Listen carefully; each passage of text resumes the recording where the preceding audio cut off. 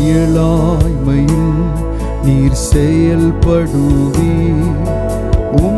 கரம் என்னை விலகாதிருக்கும். என் இயலாய்மையில் நீர் செயல்படுவீர். கரம் என்னை விலகாதிருக்கும். மலைகளை பெயர்ப்பீரென்றால் என் தடைகள் உமக்கு எம்மாத்திரம். மரித்தோரை எழச் செய்வீரென்றால் என் நோய்கள் உமக்கு எம்மாத்திரம். கிரகிக்க முடியா காரியம் செய்வீர். சர்வஞானியே உம்மை ஆராதிப்பேன். கிரகிக்க முடியா காரியம் செய்வீர். சர்வஞானியே உம்மை ஆராதிப்பேன். வெறும் கோலும் கையும் இரு பரிவாரமாகும். உம்மாலன்றி இது யாரால் கூடும். வெறும் கோலும் கையும் இரு பரிவாரமாகும். உம்மாலன்றி இது யாரால் கூடும். ஆகாயத்து பட்சிகளை போஷிப்பீரென்றால் என்னையும் போஷிப்பது நிச்சயமே. காட்டு புஷ்பங்களை உடுத்துவது நீரென்றால் என்னை குறைவின்றி நடத்துவதும் நிச்சயமே. கிரகிக்க முடியா காரியம் செய்வீர். சர்வஞானியே உம்மை ஆராதிப்பேன். கிரகிக்க முடியா காரியம் செய்வீர். சர்வஞானியே உம்மை ஆராதிப்பேன். என் தேவன் எனக்காய் ஏதாகிலும் செய்திடுவார். என்றாகிலும் என்னை மறந்தது உண்டா. என் தேவன் எனக்காய் ஏதாகிலும் செய்திடுவார். என்றாகிலும் என்னை மறந்தது உண்டா. என் தேவன் எனக்காய் ஏதாகிலும் செய்திடுவார். என்றாகிலும் என்னை மறந்தது உண்டா. என் தேவன் எனக்காய் ஏதாகிலும் செய்திடுவார். என்றாகிலும் என்னை மறந்தது உண்டா. கிரகிக்க முடியா காரியம் செய்வீர். சர்வஞானியே உம்மை ஆராதிப்பேன். கிரகிக்க முடியா காரியம் செய்வீர். சர்வஞானியே உம்மை சிங்கினகின் கிரகிக்க முடியா கிரகிக்க முடியா காரியம் செய்வீர். சர்வஞானியே உம்மை ஆராதிப்பேன். கிரகிக்க முடியா இன்றைக்கே ஓ சர்வஞானியே. once again sing. கிரகிக்க முடியா கிரகிக்க முடியா ஓ காரியம் செய்வீர். சர்வஞானியே உம்மை ஆராதிப்பேன். கிரகிக்க முடியா காரியம் செய்வீர். சர்வஞானியே உம்மை ஆராதிப்பேன். ஷெக்கெனே மஹாந்தலல வரோஷி அந்தலல எந்தலலஹந்தேனா யாந்தலலோ சந்தரமா காந்தயா ஏ மனனா சந்தேரா மகடதியே லாம்ரகீர மாந்தா கடனா ஹோண்டயா ஈடனனா உஷபரஹம்பராதி வலோ ஷபரஹா அபரு சந்தவனா கண்டயா லலஹதே லே மாந்தே கீடவராதனா சப்தலாஹவரஹரி Ali shekelele manakana. Hallelujah. கிரகிக்க முடியாததை செய்கிறவர், சிந்தனைக்கு அப்பாற்பட்டதை செய்கிறவர், யோசிக்க முடியாதவைகளை செய்கிறவர். ஓ, உம்முடைய வழிகள் ஆராய்ந்து முடியாதவைகள். கர்த்தருடைய வழிகள் ஆராய்ந்து முடியாதவைகள். ஏலே மரோஸ் மகதயால மரோஸ் Father God.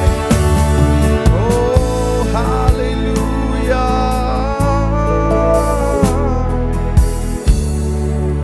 நன்றி இயேசுவே, உம்முடைய பிரசன்னத்திற்காக நன்றி செலுத்துகிறோம். நீர் கிரகிக்க கூடாத பெரிய காரியங்களை நீர் செய்கிறவர். ஆராய்ந்து முடியாதவைகளை நீர் சம்பவிக்க பண்ணுகிற தெய்வம். எங்களுடைய வாழ்க்கையிலே நீர் அப்படிப்பட்டவைகளை செய்து கொண்டிருக்கிறபடியினாலே உமக்கு நாங்கள் நன்றி செலுத்துகிறோம்.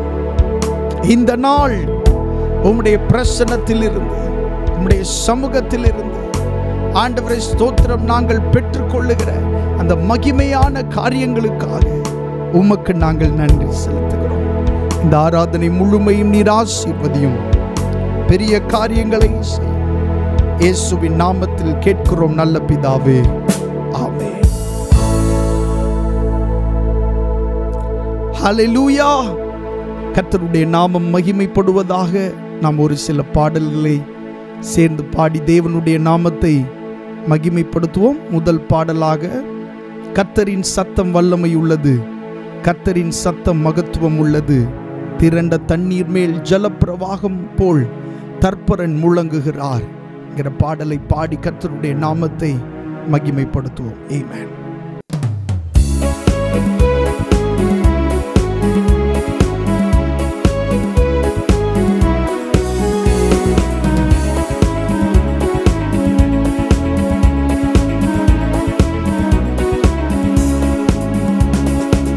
கர்த்தரின் சத்தம் வல்லமை உள்ளது, கர்த்தரின் சத்தம் மகத்துவம் உள்ளது, திரண்ட தண்ணீர் மேல் ஜலப்பிரவாகம் மேல் தற்பரன் முழங்குகிறார். அல்லேலூயா. கர்த்தரின் சத்தம் வல்லமை உள்ளது. பலவான்களின் புத்திரரே, பரிசுத்த அலங்காரமாய் கணம் வல்லமை மகிமை கர்த்தருக்கே செலுத்திடுங்கள். பிதா குமாரன் பரிசுத்த ஆவியின் புது ஆசீர்வாதம் பெருக. பிதா குமாரன் பரிசுத்த ஆவியின் புது ஆசீர்வாதம் பெருக. கர்த்தரின் சத்தம் வல்லமை உள்ளது, கர்த்தரின் சத்தம் மகத்துவம் உள்ளது, திரண்ட தண்ணீர் மேல் ஜலப்பிரவாகம் போல் தற்பரன் முழங்குகிறார். அல்லேலூயா. கர்த்தரின் சத்தம் வல்லமை உள்ளது. கேதூரு மரங்களையும் லிபனோனின் மரங்களையும் கர்த்தரின் வலிய சத்தம் கோரமாக முறிக்கின்றது. சேனை அதிபன் நமது முன்னிலை ஜெய வீரனாக செல்கிறார். சேனை அதிபன் நமது முன்னிலை ஜெய வீரனாக செல்கிறார். கர்த்தரின் சத்தம் வல்லமை உள்ளது, கர்த்தரின் சத்தம் மகத்துவம் உள்ளது, திரண்ட தண்ணீர் மேல் ஜலப்பிரவாகம் மேல் தற்பரன் முழங்குகிறார். அல்லேலூயா. கர்த்தரின் சத்தம் வல்லமை உள்ளது. அக்கினி ஜுவாலைகளை அவர் சத்தம் பிளக்கின்றது. காதேஸ் வனாந்திரத்தை கர்த்தர் சத்தம் அதிரப்பனோம். ராஜாவாகவே கர்த்தர் வீட்டிருப்பார், ராஜரீகமெங்கும் ஜொலிக்கும். ராஜாவாகவே கர்த்தர் வீட்டிருப்பார், ராஜரீகமெங்கும் ஜொலிக்கும். கர்த்தரின் சத்தம் வல்லமை உள்ளது, கர்த்தரின் சத்தம் மகத்துவம் உள்ளது. திரண்ட தண்ணீர் மேல் ஜல பிரவாகம் மேல் தற்பரன் முழங்குகிறார். அல்லேலூயா. கர்த்தரின் சத்தம் வல்லமை உள்ளது. பெண்மான்கள் ஈனும்படி பலத்த கிரியை செய்திடும். காட்டையும் வெளியாக்கும் கர்த்தரின் வலிய சத்தம். வேலன் கொடுத்து சமாதானம் மீது பரனெம்மை ஆசீர்வதிப்பார். வேலன் கொடுத்து சமாதானம் மீது பரனெம்மை ஆசீர்வதிப்பார். கர்த்தரின் சத்தம் வல்லமை உள்ளது. கர்த்தரின் சத்தம் மகத்துவம் உள்ளது. திரண்ட தண்ணீர் மேல் ஜல பிரவாகம் மேல் தற்பரன் முழங்குகிறார். அல்லேலூயா. கர்த்தரின் சத்தம் வல்லமை உள்ளது.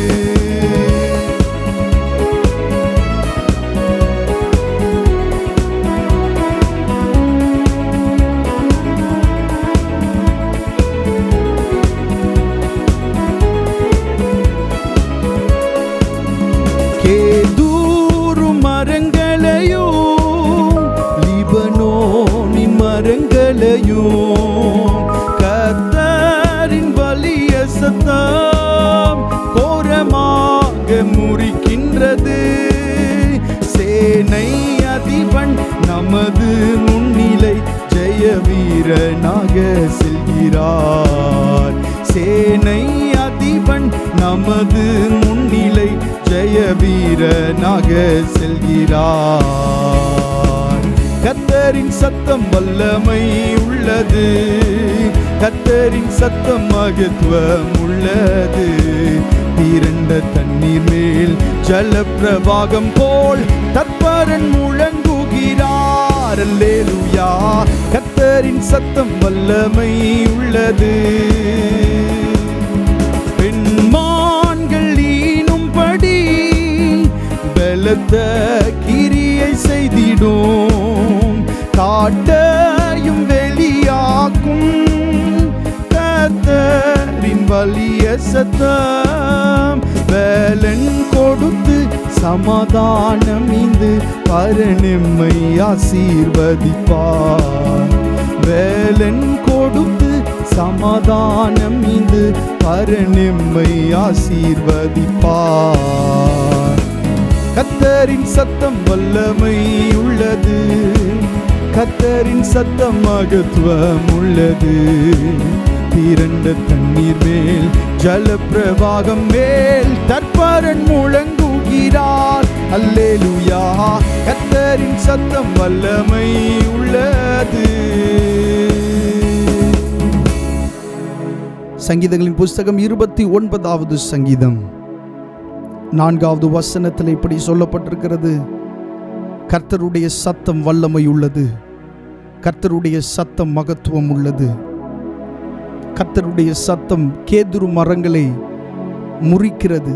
கர்த்தர் லீபனோனின் கேதுரு மரங்களை முறிக்கிறார். அவைகளை கன்று குட்டிகளைப் போலவும் லீபனோனையும் சீரியோனையும் காண்டாமிருக குட்டிகளைப் போலவும் துள்ள பண்ணுகிறார். கர்த்தருடைய சத்தம் அக்கினி ஜுவாலைகளை பிளக்கும். கர்த்தருடைய சத்தம் வனாந்தரத்தை அதிரப்படும். கர்த்தர் காதேஸ் வனாந்தரத்தை அதிர பண்ணுகிறார். கர்த்தருடைய சத்தம் பெண்மான்களை ஈனும்படி செய்து காடுகளை வெளியாக்கும். அவருடைய ஆலயத்தில் உள்ள யாவரும் அவருடைய மகிமையை பிரஸ்தாபிக்கிறார்கள். அவருடைய ஆலயத்தில் உள்ள யாவரும் அவருடைய மகிமையை பிரஸ்தாபிக்கிறார்கள். கரங்களை உயர்த்தி ஆண்டவரிடத்தில், ஆண்டவரே உம்முடைய சத்தம் எதையும் செய்ய வல்லது என்று விசுவாசத்தோடு சொல்லுவோம். அவருடைய சத்தம், ஹalleluya, அவருடைய சத்தம்.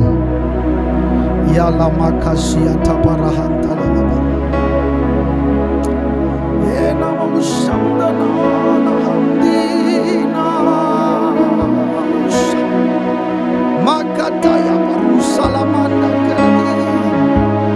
கர்த்தருடைய சத்தம்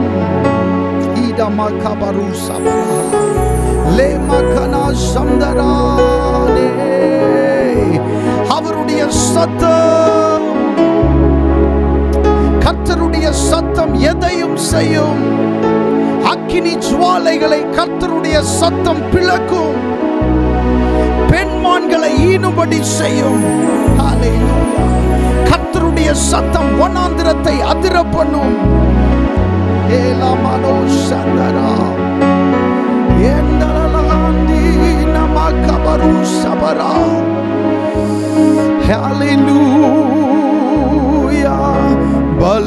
பலவான்களின் புத்திரரே, பரிசுத்த அலங்காரமாய் கனம் வல்லமை மகிமை கர்த்தருக்கே செலுத்திடுங்கள். பிதா குமாரன் பரிசுத்த ஆவியின் புது ஆசீர்வாதம் பெருக. பிதா குமாரன் பரிசுத்த ஆவியின் புது ஆசீர்வாதம். 29வது சங்கீதத்தினுடைய துவக்கத்திலே முதல் வசனத்தில் இப்படி வாசிக்கிறோம்: பலவான்களின் புத்திரரே, கர்த்தருக்கு மகிமையும் வல்லமையும் செலுத்துங்கள். கர்த்தருக்கே அதை செலுத்துங்கள் என்று எழுதப்பட்டிருக்கிறது. பலவான்களின் புத்திரரே, ஆண்டவர் உங்களையும் என்னையும் எப்படி அழைக்கிறார் என்று பாருங்கள். ஆண்டவர் உங்களையும் என்னையும் எப்படி பார்க்கிறார் என்று நாம் இதிலே பார்க்க வேண்டும். அவர் நம்மை பலவான்களின் புத்திரர் என்று பார்க்கிறார். பலவான்களின் புத்திரர் என்று ஆண்டவர் நம்மை அழைக்கிறார். ஹல்லேலூயா, ஆமென். பலவான்களின் புத்திரரே, கர்த்தருக்கு வல்லமையும் மகிமையும் செலுத்துங்கள். ஹல்லேலூயா. உம்முடைய சத்தம் எதையும் செய்ய வல்லமை உள்ளது. கர்த்தருடைய வார்த்தை, அவருடைய சத்தம் எதையும் செய்ய வல்லமை உள்ளது. எந்த சூழ்நிலையும் தலைகீழாய் மாற்றும் அவருடைய சத்தம். ஹல்லேலூயா. As you worship, நீங்க ஆராதிச்சிட்டு இருக்கிற இந்த இடத்துல இருக்கும் போதே அவருடைய சத்தம் உங்களுக்காக கிரியைகளை செய்யும். உங்களுக்காக சில விஷயங்களை தலைகீழாய் மாற்றும். உங்களுக்காக சிலரோடு பேசும். ஹல்லேலூயா. ஷம்தரமனா ஹம்தரபராஷியா தலலபரபக. ஹல்லேலூயா. நன்றி இயேசுவே.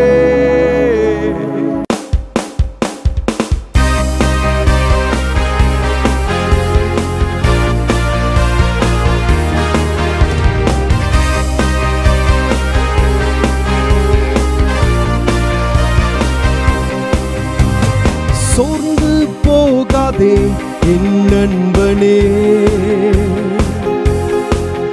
மனம் உடைந்து போகாதே என் பிரியனே.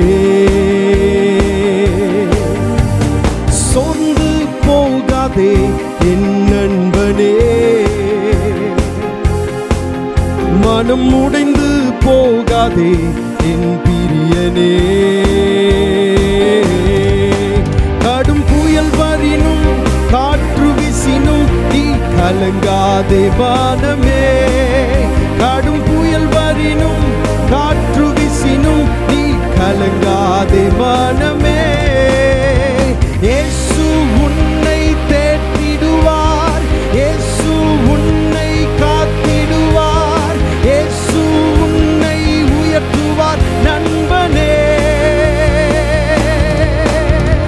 இயேசு உன்னை தேற்றிடுவார், இயேசு உன்னை காத்திடுவார், இயேசு உன்னை உயர்த்துவார் நண்பனே.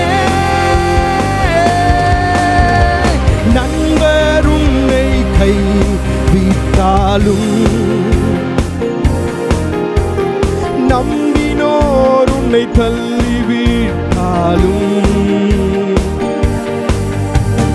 நண்பர் உன்னை கைவிட்டாலும்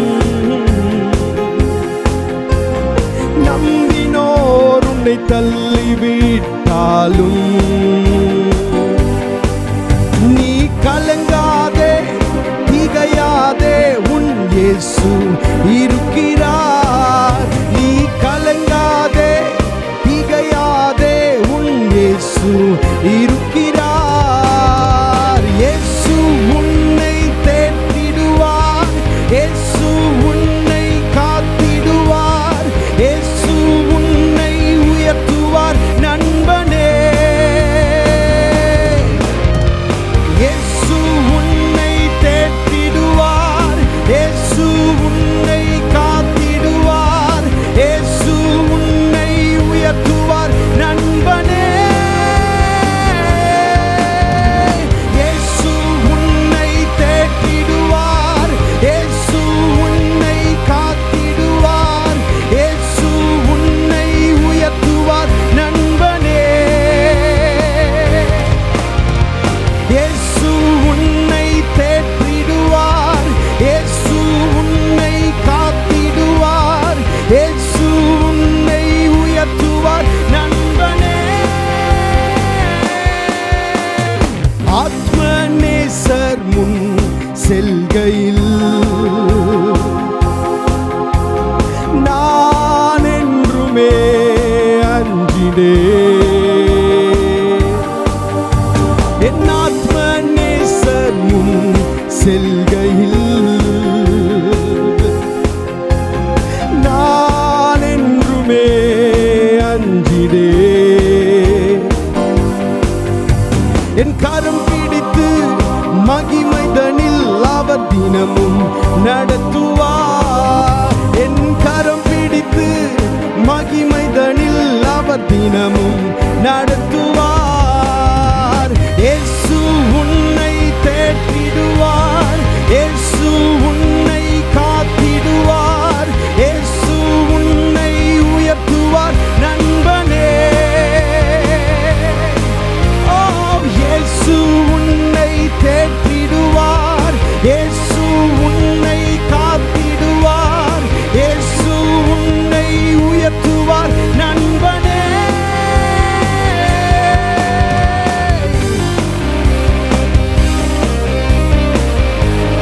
ஹல்லேலூயா.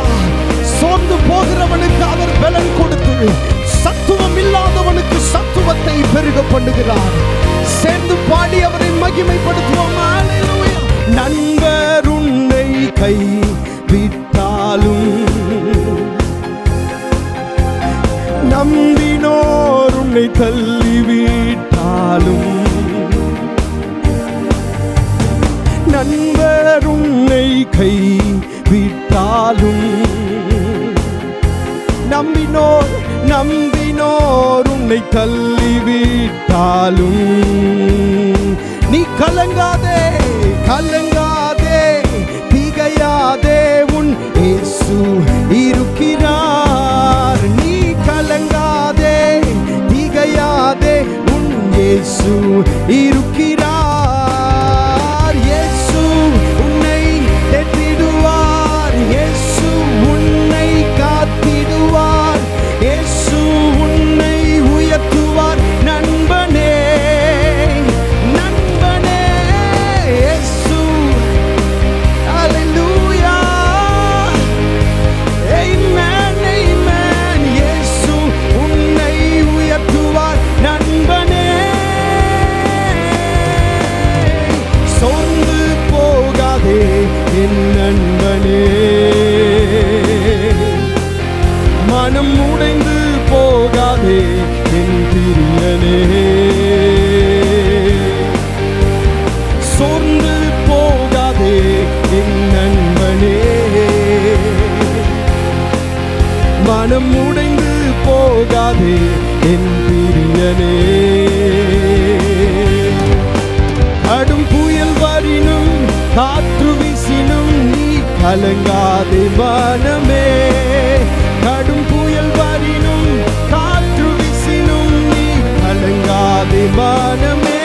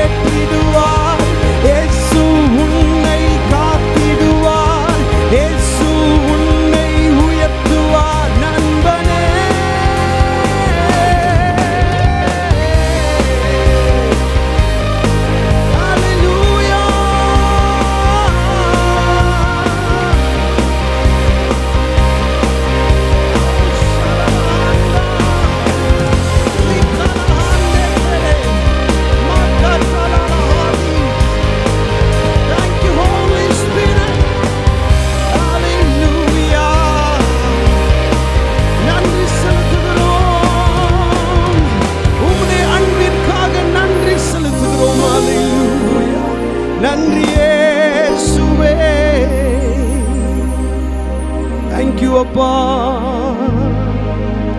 thank you அப்பா. உம்முடைய அன்பிற்காக நன்றி செலுத்துகிறோம், உம்முடைய இரக்கத்திற்காக நன்றி செலுத்துகிறோம். பரிசுத்த ஆவியே நன்றி இயேசுவே. இயேசு உன்னை தேற்றிடுவார், இயேசு உன்னை காத்திடுவார், இயேசு உன்னை உயர்த்துவார் நண்பனே. இயேசு உன்னை தேற்றிடுவார், இயேசு உன்னை காத்திடுவார், இயேசு உன்னை உயர்த்துவார் நண்பனே.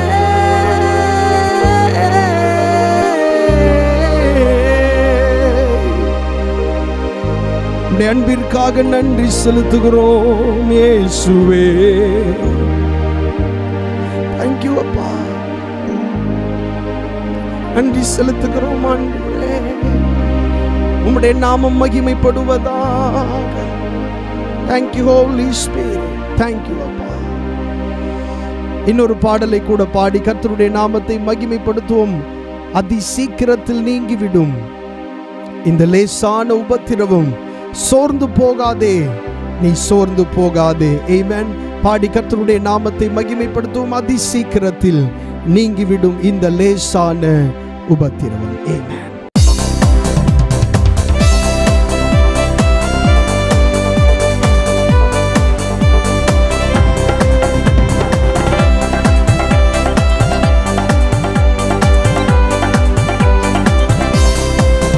அதி சீக்கிரத்தில் நீங்கிவிடும் இந்த லேசான உபத்திரவம், அதி சீக்கிரத்தில் நீங்கிவிடும் இந்த லேசான உபத்திரவம். சோர்ந்து போகாதே, நீ சோர்ந்து போகாதே, சோர்ந்து போகாதே, நீ சோர்ந்து போகாதே. உள்ளார்ந்த மனிதன் நாளுக்கு நாள் புதிதாக்கப்படுகின்ற நேரம் இது. உள்ளார்ந்த மனிதன் நாளுக்கு நாள் புதிதாக்கப்படுகின்ற நேரம் இது. சோர்ந்து போகாதே, நீ சோர்ந்து போகாதே, சோர்ந்து போகாதே, நீ சோர்ந்து போகாதே. ஈடு இணையில்லா மகிமை இதனால் நமக்கு வந்திடுமே, ஈடு இணையில்லா மகிமை இதனால் நமக்கு வந்திடுமே. சோர்ந்து போகாதே, நீ சோர்ந்து போகாதே, சோர்ந்து போகாதே, நீ சோர்ந்து போகாதே. காண்கின்ற உலகம் தேடவில்லை, காணாத பரலோகம் நாடுகிறோம். காண்கின்ற உலகம் தேடவில்லை, காணாத பரலோகம் நாடுகிறோம். சோர்ந்து போகாதே, நீ சோர்ந்து போகாதே, சோர்ந்து போகாதே, நீ சோர்ந்து போகாதே. கிறிஸ்துவின் பொருட்டு நெருக்கப்பட்டால் பாக்கியம் நமக்கு பாக்கியமே. கிறிஸ்துவின் பொருட்டு நெருக்கப்பட்டால் பாக்கியம் நமக்கு பாக்கியமே. சோர்ந்து போகாதே, நீ சோர்ந்து போகாதே, சோர்ந்து போகாதே, நீ சோர்ந்து போகாதே. மன்னவன் இயேசு வருகையிலே மகிழ்ந்து நாமும் களி கூறுவோம். மன்னவன் இயேசு வருகையிலே மகிழ்ந்து நாமும் களி கூறுவோம். சோர்ந்து போகாதே, நீ சோர்ந்து போகாதே, சோர்ந்து போகாதே, நீ சோர்ந்து போகாதே.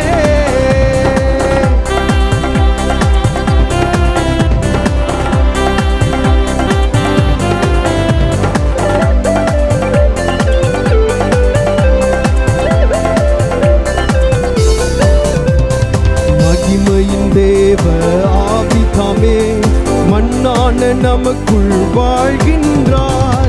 மகிமையின் தேவ ஆவிதாமே மண்ணான நமக்குள் வாழ்கின்றார்.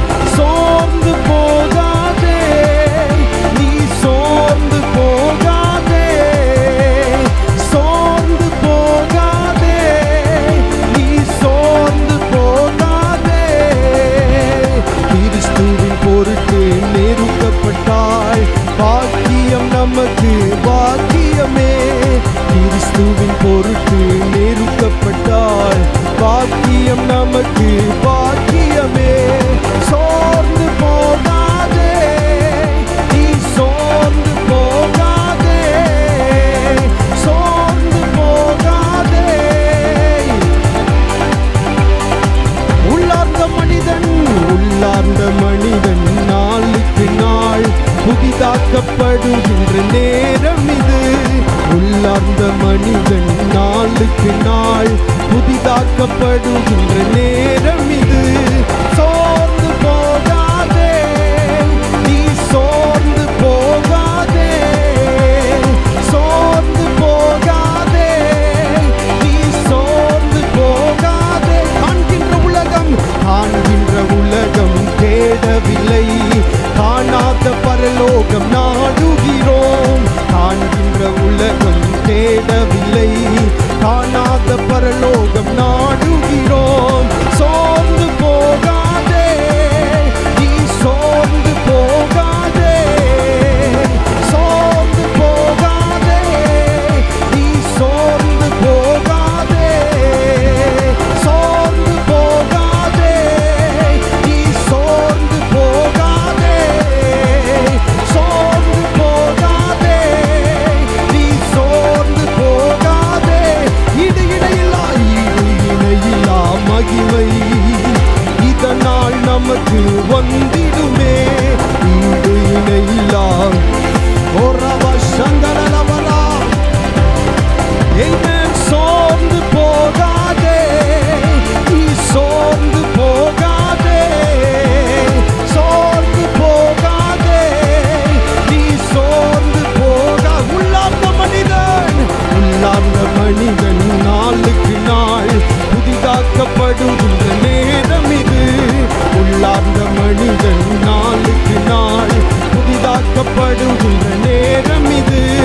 உள்ளார்ந்த மனிதன் நாளுக்கு நாள் புதிதாக்கப்படுகின்ற நேரம் இது.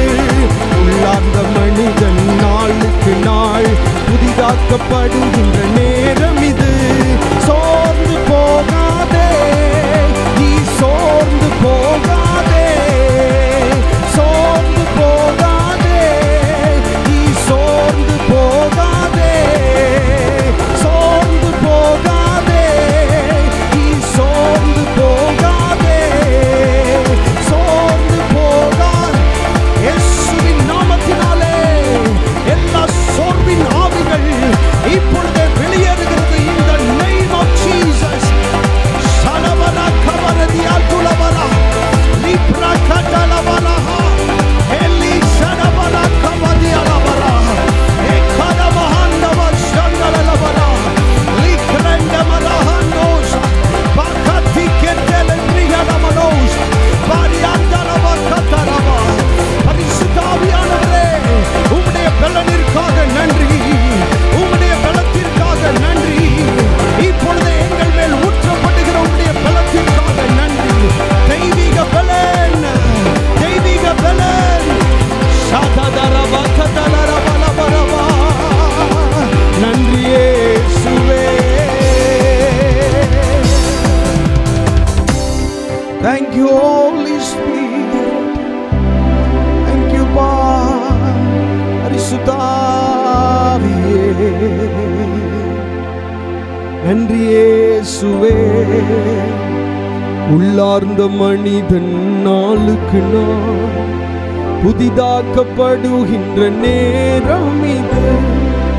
உள்ளார்ந்த மனிதன் நாளுக்கு நாள் புதிதாக்கப்படுகின்ற நேரம் இது. சோர்ந்து போகாதே நீ,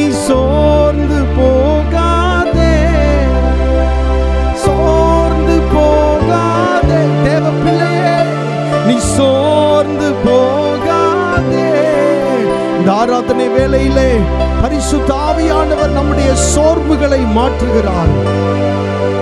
நம்முடைய எதிர்காலத்தை குறித்த சோர்வுகளை மாற்றுகிறார்.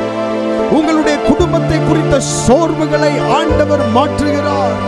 உங்களுடைய வேலை ஸ்தலத்தில் இருக்கிற அந்த சோர்வுகளை ஆண்டவர் மாற்றுகிறார். ஹalleluya. நன்றி அப்பா. பரிசுத்த ஆவியே கலபரா சிக்கெடபரா லேடா மஹாந்தலலபரா இதவரபா ஷதபரபலபரபலபரபலபரபா. பரிசுத்த ஆவியே நன்றி இயேசுவே. தொடர்ந்து ஆண்டவருடைய நாமத்தை மகிமைப்படுத்துவோம். ஹல்லேலூயா. சர்வ வல்ல தேவனீவர் சாந்தமும் தாழ்மை உள்ளவராம். சர்வ வல்ல தேவனீவர் சாந்தமும் தாழ்மை உள்ளவராம். எந்நாளுமே எந்த நாயே தாங்கிடும் வல்லவராம். எந்நாளுமே எந்த நாயே தாங்கிடும் வல்லவராம். நம்பிடுவேன் என்றென்றுமாய் இந்தன் இயேசுவை. நம்பிடுவேன் என்றென்றுமாய் இந்தன் இயேசுவை.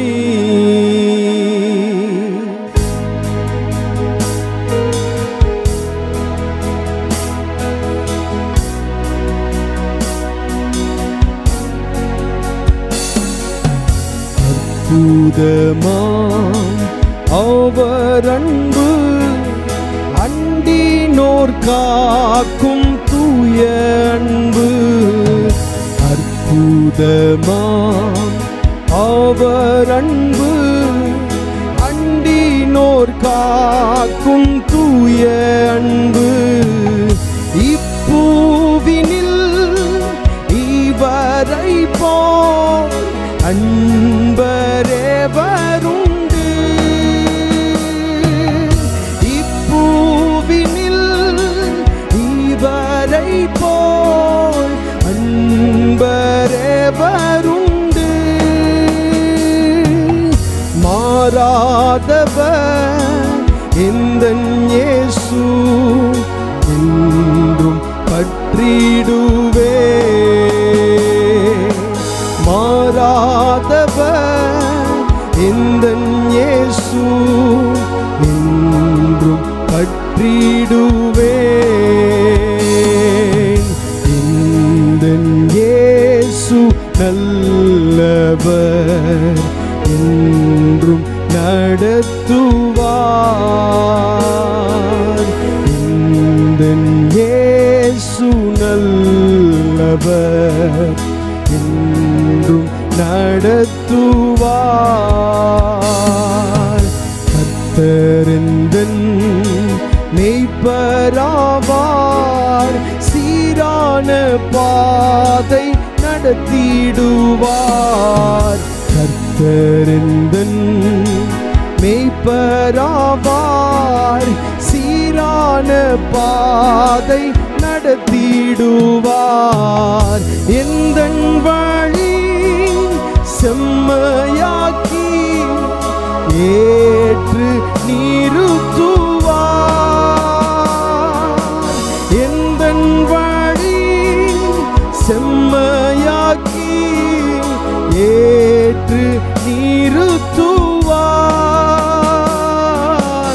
எந்தன் நேசர் காத்திடுவார்.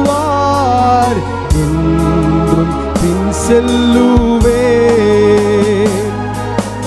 எந்தன் நேசர் காத்திடுவார்.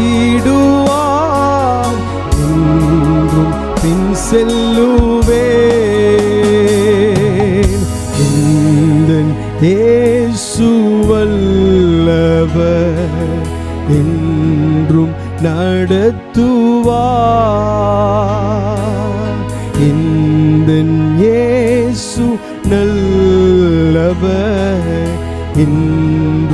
நடத்துவார். பரிசுத்த ஆவியானவரே, உமக்கு நாங்கள் நன்றி செலுத்துகிறோம் ஆண்டவரே. எங்கள் நடுவிலே நீர் அசைவாடி கொண்டிருக்கிறதற்காக உமக்கு நன்றி. சோர்ந்து போன எங்களுடைய ஆத்துமாவை நீர் தட்டி எழுப்பினதற்காக நன்றி. எங்களுக்கு புது பலன் தந்ததற்காக உமக்கு நன்றி செலுத்துகிறோம் ஆண்டவரே. இந்த ஆராதனை வேளையின் மீதியான பகுதிகளை நீர் எங்களுக்கு ஆசீர்வதித்து தாரும். உம்முடைய நல்ல நாமத்தை நீர் மகிமைப்படுத்தும். இயேசுவின் நாமத்தில் கேட்கிறோம் நல்ல பிதாவே, ஆமென், ஆமென். ஹல்லேலூயா. கர்த்தருடைய நாமம் மகிமைப்படுவதாக வாசிக்கும்படியாய் தெரிந்து கொண்ட சங்கீத பகுதி 31வது சங்கீதம் நாம் வாசிக்கலாம். சங்கீதம் 31. கர்த்தாவே, உம்மை நம்பியிருக்கிறேன். நான் ஒரு காலும் வெட்கமடையாதபடி செய்யும். உமது நீதியின் நிமித்தம் என்னை விடுவியும். உமது செவியை எனக்கு சாய்த்து சீக்கிரமாய் என்னை தப்புவியும். நீர் எனக்கு பலத்த துருகமும் எனக்கு அடைக்கலமான அரணுமாயிரும். என் கண்மலையும் என் கோட்டையும் நீரே. உமது நாமத்தின் நிமித்தம் எனக்கு வழிகாட்டி என்னை நடத்தியருளும். அவர்கள் எனக்கு மறைவாய் வைத்த வலைக்கு என்னை நீங்களாக்கிவிடும். தேவரீரே எனக்கு அரண். உமது கையில் என் ஆவியை ஒப்புவிக்கிறேன். சத்தியபரனாகிய கர்த்தாவே, நீர் என்னை மீட்டு கொண்டீர். வீண் மாயைகளை பற்றி கொள்ளுகிறவர்களை நான் வெறுத்து கர்த்தரையே நம்பியிருக்கிறேன். உமது கிருபையிலே கலிகூர்ந்து மகிழுவேன். நீர் என் உபத்திரவத்தை பார்த்து என் ஆத்தும வியாகுலங்களை அறிந்திருக்கிறீர். சத்ருவின் கையில் என்னை ஒப்புக்கொடாமல் என் பாதங்களை விசாலத்திலே நிறுத்தினீர். எனக்கு இரங்கும் கர்த்தாவே, நான் நெருக்கப்படுகிறேன். துக்கத்தினால் என் கண்ணும் என் ஆத்துமாவும் என் வயிறும் கூட கருகி போயிற்று. என் பிராணன் சஞ்சலத்தினாலும் என் வருஷங்கள் தவிப்பினாலும் கழிந்து போயிற்று. என் அக்கிரமத்தினாலே என் பலன் குறைந்து என் எலும்புகள் உலர்ந்து போயிற்று. என் சத்துருக்களாகிய யாவர் நிமித்தமும் நான் என் அயலாருக்கு நிந்தையும் எனக்கு அறிமுகமானவர்களுக்கு அருக்களிப்புமானேன். வீதியிலே என்னை கண்டவர்கள் எனக்கு விலகி ஓடிப்போனார்கள். செத்தவனைப் போல எல்லாராலும் முழுவதும் மறக்கப்பட்டேன். உடைந்த பாத்திரத்தை போலானேன். அநேகர் சொல்லும் அவதூறை கேட்டேன். எனக்கு விரோதமாக அவர்கள் ஏகமாய் ஆலோசனை பண்ணுகிறதினால் திகில் என்னை சூழ்ந்து கொண்டது. என் பிராணனை வாங்க தேடுகிறார்கள். நானோ கர்த்தாவே, உம்மை நம்பியிருக்கிறேன். நீரே என் தேவன் என்று சொன்னேன். என் காலங்கள் உமது கரத்தில் இருக்கிறது. என் சத்துருக்களின் கைக்கும் என்னை துன்பப்படுத்துகிறவர்களின் கைக்கும் என்னை தப்புவியும். நீர் உமது முகத்தை உமது ஊழியக்காரன் மேல் பிரகாசிக்க பண்ணி உமது கிருபையினாலே என்னை இரட்சியும். கர்த்தாவே, உம்மை நோக்கி கூப்பிட்டேன். நான் வெட்கப்பட்டு போகாதபடி செய்யும். துன்மார்க்கர் வெட்கப்பட்டு பாதாளத்தில் மௌனமாயிருக்கட்டும். நீதிமானுக்கு விரோதமாய் பெருமையோடும் இகழ்ச்சியோடும் கடினமாய் பேசுகிற பொய் உதடுகள் கட்டப்பட்டு போவதாக. உமக்கு பயந்தவர்களுக்கும் மனுபுத்திரருக்கு முன்பாக உம்மை நம்புகிறவர்களுக்கும் நீர் உண்டு பண்ணி வைத்திருக்கிற உம்முடைய நன்மை எவ்வளவு பெரிதாயிருக்கிறது. மனுஷருடைய அகங்காரத்துக்கு அவர்களை உமது சமூகத்தின் மறைவிலே மறைத்து நாவுகளின் சண்டைக்கு அவர்களை விலக்கி உமது கூடாரத்திலே ஒளித்து வைத்து காப்பாற்றுகிறீர். கர்த்தர் அரணான நகரத்தில் எனக்கு தமது கிருபையை அதிசயமாய் விளங்க பண்ணினபடியால் அவருக்கு ஸ்தோத்திரம். உம்முடைய கண்களுக்கு முன்பாக இராதபடிக்கு வெட்டுண்டேன் என்று என் மனக்கலக்கத்திலே சொன்னேன். ஆனாலும் நான் உம்மை நோக்கி கூப்பிட்ட போது என் விண்ணப்பங்களின் சத்தத்தை கேட்டீர். கர்த்தருடைய பரிசுத்தவான்களே, நீங்கள் எல்லாரும் அவரில் அன்பு கூறுங்கள். உண்மையானவனை கர்த்தர் தற்காத்து இடும்பு செய்கிறவனுக்கு பூரணமாய் பதிலளிப்பார். கர்த்தருக்கு காத்திருக்கிறவர்களே, நீங்கள் எல்லாரும் திடமனதாயிருங்கள். அவர் உங்கள் இருதயத்தை ஸ்திரப்படுத்துவார். ஆமென். கர்த்தருடைய நாமம் மகிமைப்படுவதாக. நாம் தொடர்ந்து தேவனுடைய வார்த்தைக்கு நேராய் கடந்து செல்வோம். இன்றைக்கு தேவனுடைய பர்வதம் என்கிற தலைப்பிலிருந்து நாம் கர்த்தருடைய வார்த்தையை தியானிக்க போகிறோம். தேவனுடைய பர்வதம். வேதத்திலே நிறைய இடங்களிலே இந்த வார்த்தை சொல்லப்பட்டிருக்கிறதை நீங்கள் வாசித்திருக்கலாம். அந்த தலைப்பிலிருந்து தான் நாம் கர்த்தருடைய வார்த்தையை இந்த நாளிலே தியானிக்க போகிறோம். கர்த்தர் நமக்கு உதவி செய்வாராக. வாசிக்கலாம். ஆதியாகமம் 22வது அதிகாரம் 14வது வசனம். ஆதியாகமம் 22வது அதிகாரம் 14வது வசனம். எல்லாரும் சேர்ந்து வாசிக்கலாம். ஆபிரகாம் அந்த இடத்துக்கு ஏகோவா ஈரே என்று பெயரிட்டான். அதனாலே கர்த்தருடைய பர்வதத்திலே பார்த்து கொள்ளப்படும் என்று இந்நாள் வரைக்கும் சொல்லப்பட்டு வருகிறது. கண்களை மூடி ஜெபிக்கலாம். எங்களை நேசிக்கிற எங்கள் நல்ல ஆண்டவரே, உம்முடைய பிரசன்னம் ஏற்கனவே இந்த இடத்துல இருக்கிறதற்காக உமக்கு நாங்கள் நன்றி செலுத்துகிறோம். இந்த நாளில் நாங்கள் தியானிக்கிற ஒவ்வொரு வார்த்தைகளையும் நீர் எங்களுக்கு ஆசீர்வதித்து தாரும். எங்களோடு பேசும். எங்களுடைய ஆவிக்குரிய கண்களை திறந்தருளும். இயேசுவின் நாமத்தில் கேட்கிறோம் நல்ல பிதாவே, ஆமென். நாம் எல்லாருக்கும் தெரிந்த ஒரு வசனம்.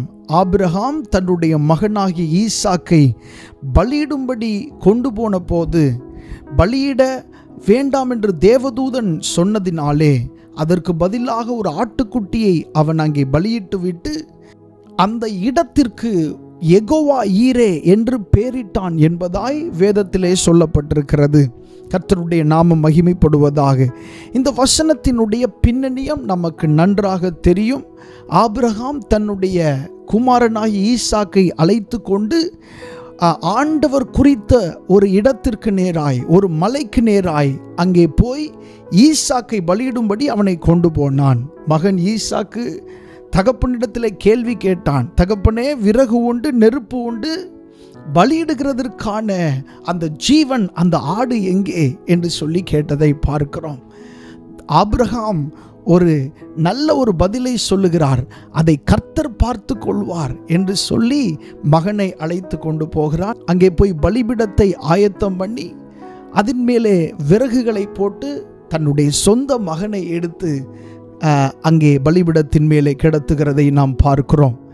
அவனை கொல்லுகிறதற்காக கத்தியை ஓங்கின போது, பிள்ளையாண்டான் மேல் உன் கையை போடாதே என்று சொல்லி கர்த்தருடைய தூதனானவர் அந்த இடத்திலே ஆபிரகாமோடு பேசினதை நம்ம பார்க்கிறோம். உடனடியாக அங்கே முள்ளில் சிக்கியிருந்த ஆட்டுக்குட்டியை அவன் பிடித்து ஈசாக்குக்கு பதிலாக அந்த ஆட்டுக்குட்டியை அங்கே பலியிட்டதை நாம் வேதத்திலே வாசிக்கிறோம். அந்த இடத்திற்கு, அந்த பலி நடந்த அந்த இடத்திற்கு யெகோவா ஈரே என்று ஆபிரகாம் பெயரிடுகிறான். யெகோவா ஈரே என்றால் என்ன அர்த்தம்? கர்த்தருடைய பர்வதத்திலே பார்த்து கொள்ளப்படும் என்று அர்த்தம். ஆமென். நிறைய நேரத்தில் யெகோவா ஈரேனா கர்த்தர் பார்த்து கொள்வார் என்று சொல்வார்கள். அப்படியல்ல. வேதம் என்ன சொல்லுகிறதுனா, கர்த்தருடைய பர்வதத்திலே பார்த்து கொள்ளப்படும். அப்படின்னா என்ன?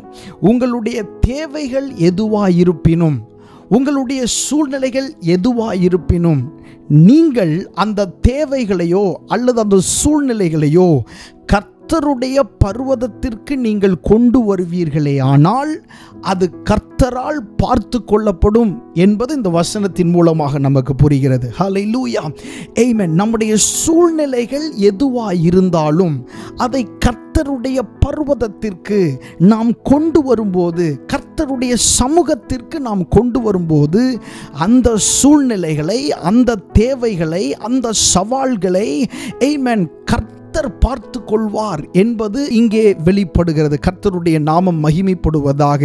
ஒருவேளை உங்களுக்கு ஒரு கேள்வி வரலாம், கர்த்தருடைய பர்வதம் என்று அந்த நாட்களிலே இருந்தது, இப்பொழுது நான் கர்த்தருடைய பர்வதத்திற்கு எங்கே போவேன் என்று ஒருவேளை நீங்கள் உங்களுடைய இருதயத்தில் யோசிக்கலாம். வேத வசனத்தை நீங்கள் வாசித்து பார்க்கும்போது ஆமென், தேவனுடைய பர்வதம் என்கிற வார்த்தையும் தேவனுடைய ஆலயம் என்கிற வார்த்தையும் பரிசுத்த ஸ்தலம் என்கிற வார்த்தையும் இணைந்தே வருகிறதை நீங்கள் வேதத்திலே பார்க்க முடியும். ஸோ தேவனுடைய பர்வதம் என்பதும் கர்த்தருடைய ஆலயம் என்பதும் ஆமென் பரிசுத்த ஸ்தலம் என்பதும் இணைந்தே, நிறைய இடங்களில் இணைந்தே இருக்கிறதை நாம் வேதத்திலே பார்க்க முடியும். ஒரு சில வசனங்களை நாம் தியானிப்போம். ஏசாயா 56வது அதிகாரம் 7வது வசனத்திலே சொல்லப்பட்டிருக்கிறது. வாசிக்கலாம். ஏசாயா 56:7. நான் என் பரிசுத்த பர்வதத்திற்கு கொண்டு வந்து என் ஜெப வீட்டிலே அவர்களை மகிழ பண்ணுவேன். அவர்களுடைய சர்வாங்க தகனங்களும் அவர்களுடைய பலிகளும் என் பலிபீடத்தின் மேல் அங்கீகரிக்கப்பட்டிருக்கும். என்னுடைய வீடு சகல ஜனங்களுக்கும் ஜெப வீடு எனப்படும். இந்த வசனத்தில் நம்ம கவனித்து பார்க்கும்போது, நான் என் பரிசுத்த பர்வதத்திற்கு கொண்டு வந்து அப்படின்னு முதல்ல எழுதப்பட்டு அடுத்த வார்த்தையில் சொல்லப்பட்டிருக்கிறது என் ஜெப வீட்டிலே. ஸோ பரிசுத்த பர்வதம், அடுத்ததாக என் ஜெப வீடு, அடுத்ததாக கீழே வாசிக்கும் போது கடைசியாக என்னுடைய வீடு என்று எழுதப்பட்டிருக்கிறது.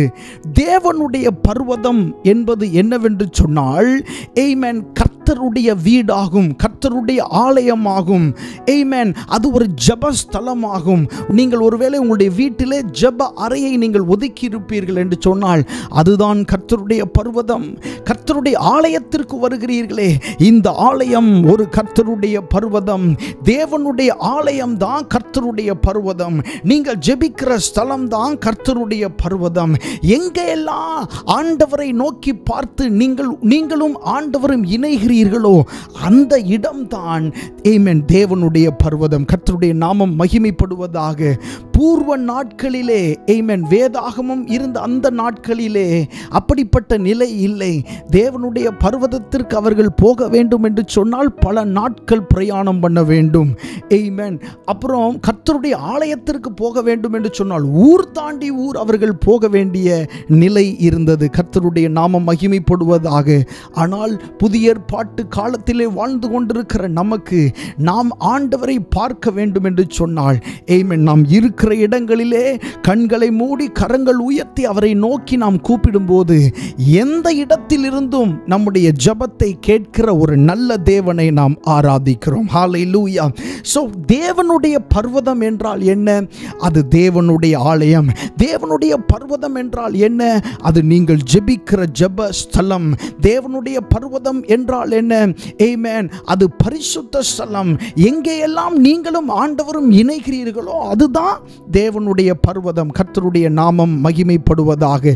இன்னொரு வசனத்திலே நாம் வாசிக்கலாம் இந்த வார்த்தை தெளிவுபடுவதற்காக. ஏசாயா தீர்க்கதரிசன புஸ்தகம் 2ஆம் அதிகாரம் 2வது வசனத்தை வாசிக்கலாம். ஏசாயா தீர்க்கதரிசன புஸ்தகம் 2:2. கடைசி நாட்களில் கர்த்தருடைய ஆலயமாகிய பர்வதம்.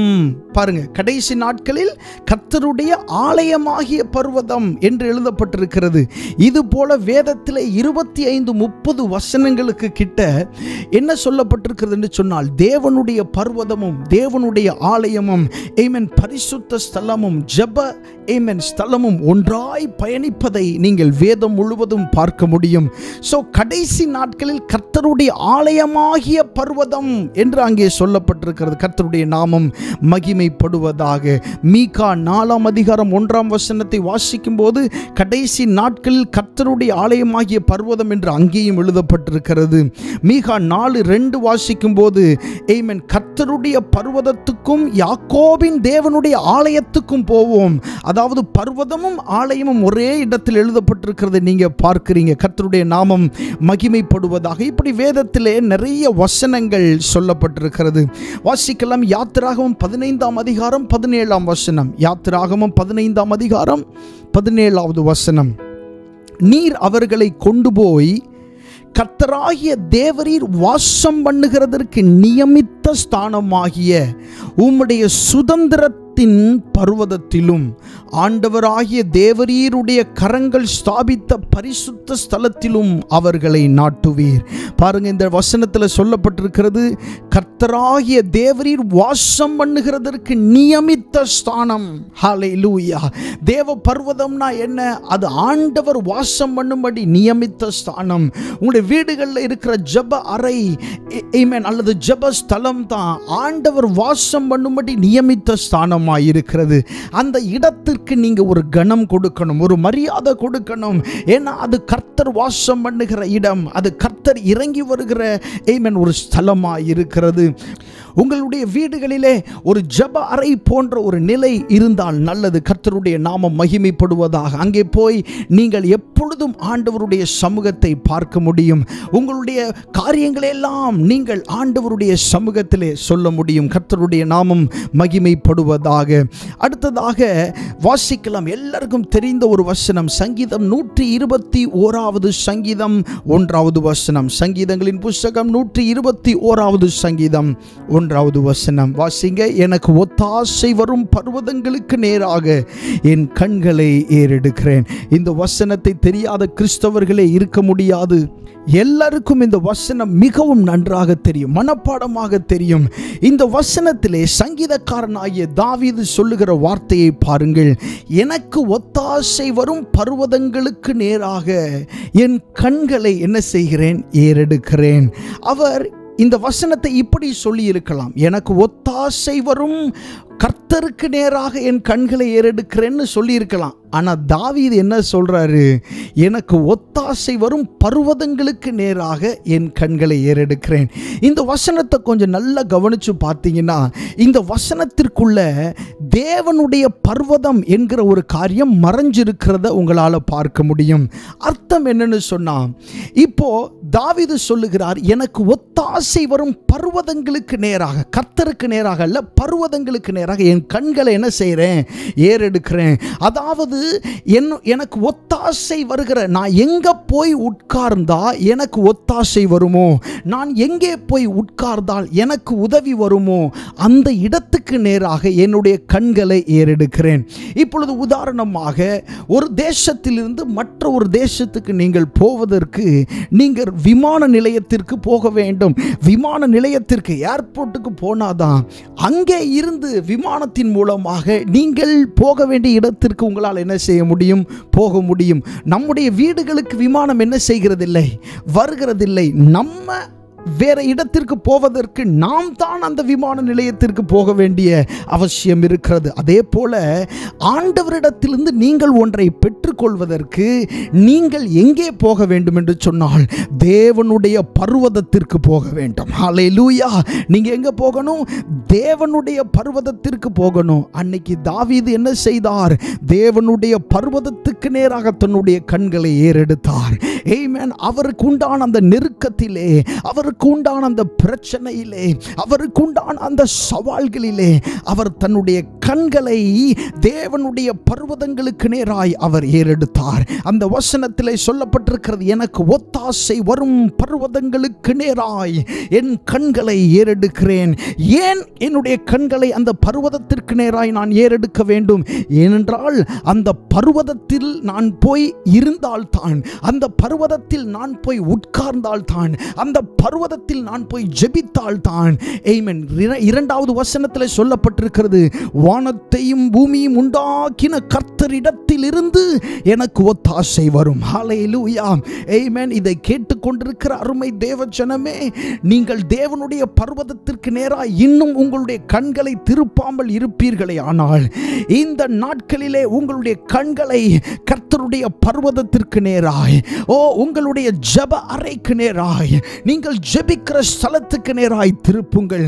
ஒருவேளை இப்படிப்பட்ட புரிதல் இல்லாமல் நீங்கள் உங்களுடைய ஜெப அறையில் இருப்பீர்கள் என்று சொன்னால், நீங்கள் புரிந்து கொள்ளுங்கள், நீங்கள் ஜெபிக்கிற இடம்தான் பரலோகத்தையும் உங்களையும் இணைக்கிற இடமாய் இருக்கிறது.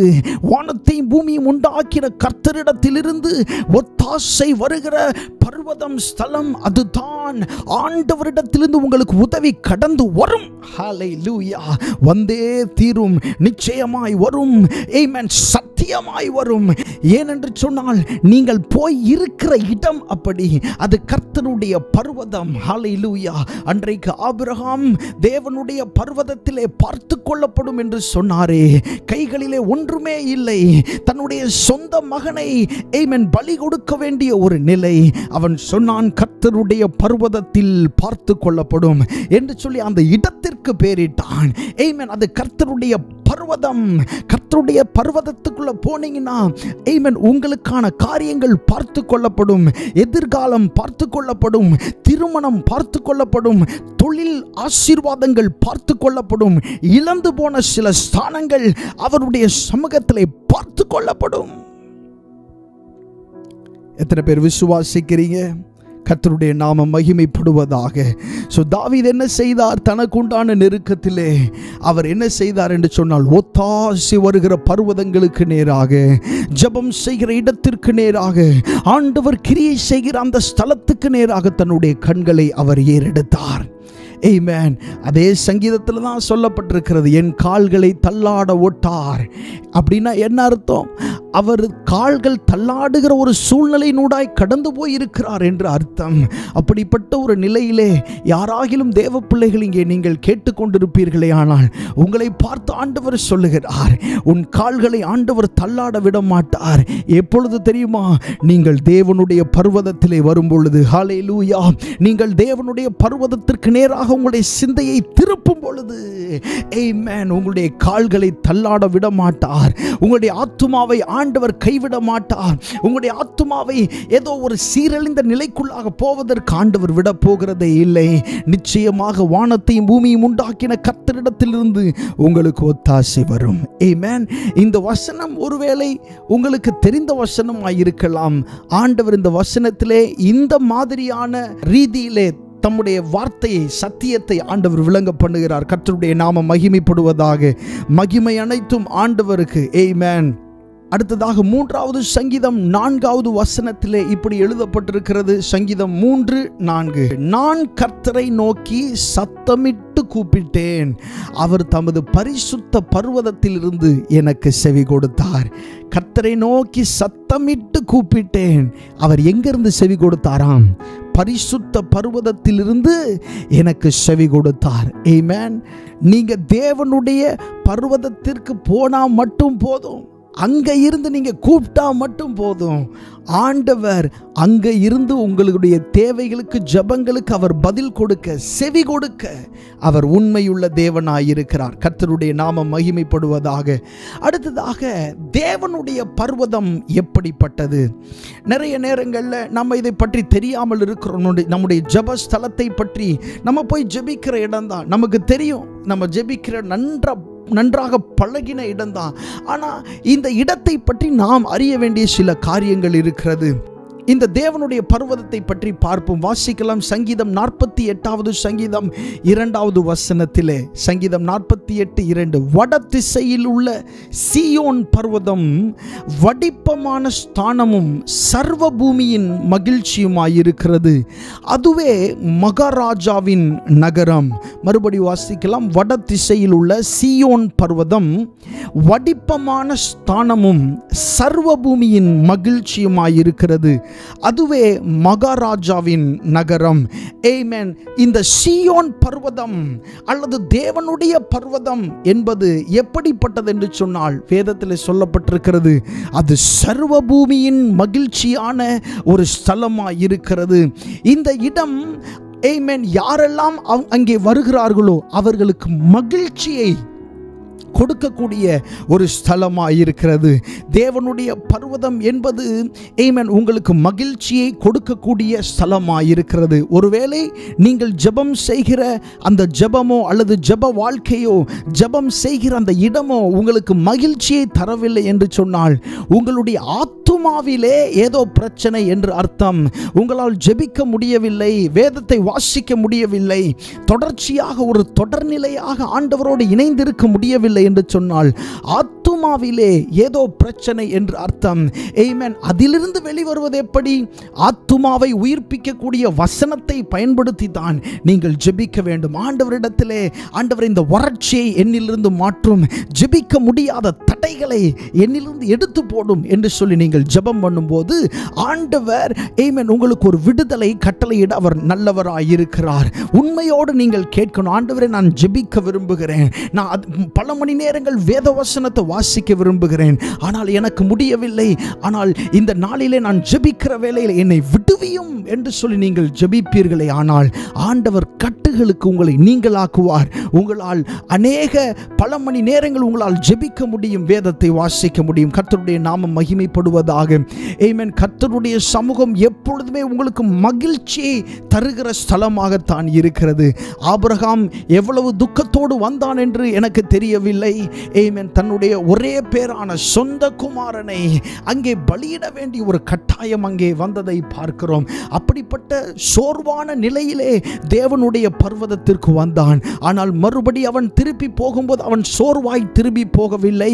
ஆமென். கர்த்தருடைய பர்வதத்திலே சகலமும் பார்த்து கொள்ளப்படும் என்று எழுதியிருக்கிற அந்த வார்த்தையின் பிரகாரமாக அவன் மறுபடி திரும்பி வரும்போது சந்தோஷத்தோடே திரும்பி வந்தான்.